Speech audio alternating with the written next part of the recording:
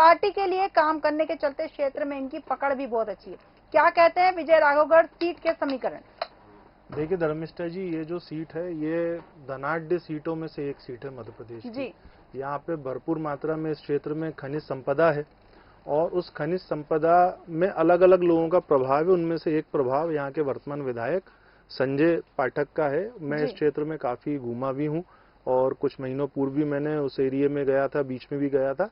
संजय पाठक की जो एक क्वालिटी मुझे जो नजर आती है और मुझे लगता है कि जिस व्यक्ति की क्वालिटी हो वो भी सार्वजनिक कर देना चाहिए, वो एक बड़े बिजनेसमैन होने के साथ साथ एक जुझारू नेता भी हैं और जो अपना बहुत अधिक समय अपने क्षेत्र में देते हैं। मैंने लगभग वहां लगातार कंटिन्यू एक हफ्ता भी रहा मैं बीच में, और वहां मैंने जैसा पाया वहां कांग्रेस बहुत वीक है, इसलिए कांग्रेस ने नीरज बघेल को मौका दिया जो कि नए हैं। लेकिन इनके जो पिताजी थे सत्येन पाठक जी स्वर्गीय, उनको एक बार चुनाव हराने वाले जो व्यक्ति थे, उनके जो बेटे हैं ध्रुव प्रताप, अब वो भी कांग्रेस में आ गए। तो लेकिन मुझे नहीं लगता कि इस फैक्टर पे वहां कांग्रेस को बहुत असर होने वाला है।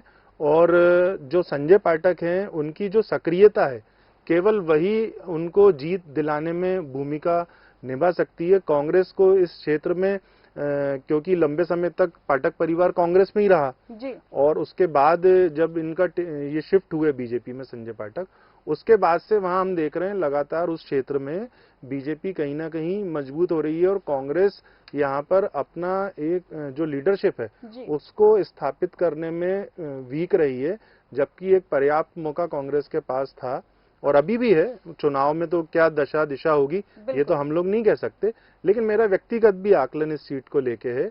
यहाँ पर संजय पाठक जो हैं भारतीय जनता पार्टी के वर्तमान विधायक हैं, पूर्व मंत्री भी रहे हैं, इनके पिता का भी काफी वहां मान सम्मान उस पूरे क्षेत्र में रहा है। और संजय पाठक के लिए भी लोगों की भावना और राजनेताओं के प्रति थोड़ी अलग होती है क्योंकि बहुत सरल है। मतलब मैं थोड़ा सा 10 सेकंड और लेता हूँ।